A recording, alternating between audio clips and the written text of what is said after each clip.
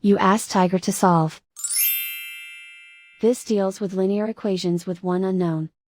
The final result is x equals 96. Let's solve it step by step. Group all constants on the right side of the equation. Subtract 4 from both sides. Simplify the arithmetic.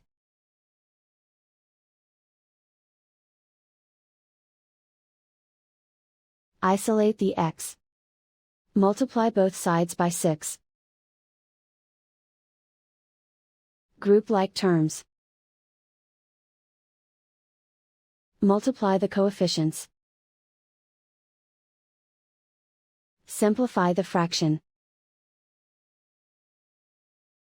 Simplify the arithmetic. And so the final result is x equals 96.